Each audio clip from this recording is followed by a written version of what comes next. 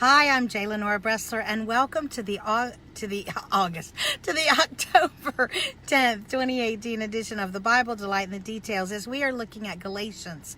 This is the fourth in a series on Galatians. I'm sorry it's so late in the night, but I went to Gainesville to speak today, and then I had to teach my class tonight. So this is the first opportunity I've had to reach out to you and say welcome and peace be with you today.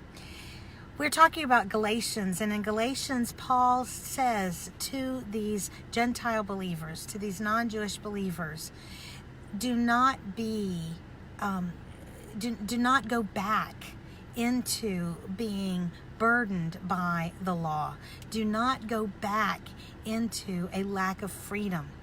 You know, I want you to think about the jail. Think about jail. Think about going to jail. Now, take away for a moment the stigma of having done something wrong and being in jail. Just think about what it would mean to actually be locked up, to be restrained, to be told every moment of every day exactly what you needed to do.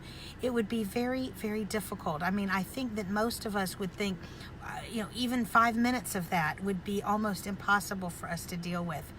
Now, if somebody came and gave you a complete free ticket out of jail, not helping you escape where you had to stay on the run, but where you would be right with the law and you could get out of that jail, out of that prison, you would take that, wouldn't you?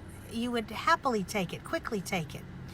And yet, Paul is telling the Galatians, you have that get out of jail card through faith in Christ, and yet you are remaining in jail. The doors are thrown open. The keys are in your hand.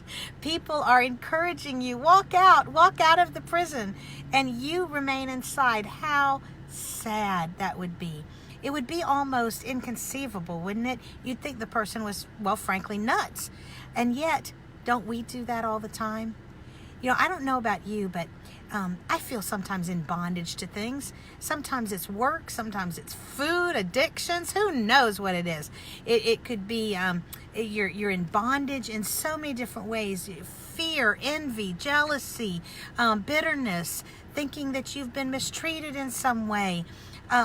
We are all dealing with prisons. We're all walking around in prisons, things that are holding us back. And my friend, God calls us to be free. Paul says you are called to be free.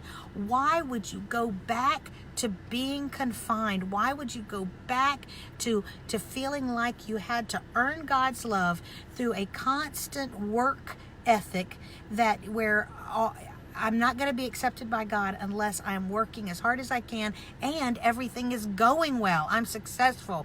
That's what these Gentile Christians were being asked to go back to.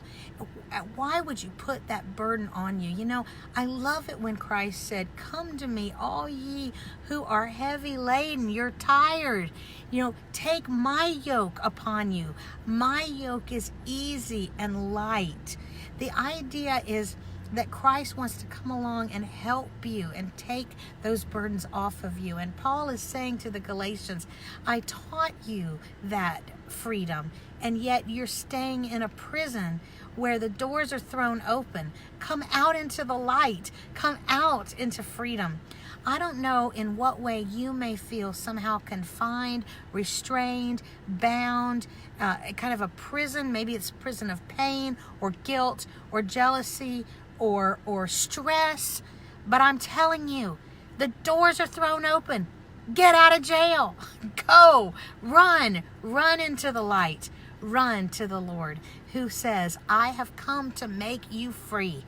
And if the Son has made you free, you are free indeed. That is a wonderful thing to remember here on a Thursday night at the end of a busy week.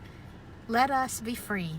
Get out of our prison cells. I'm Jay Lenora Bressler. Visit me on the next edition of the Bible Delight in the Details. Have a great night.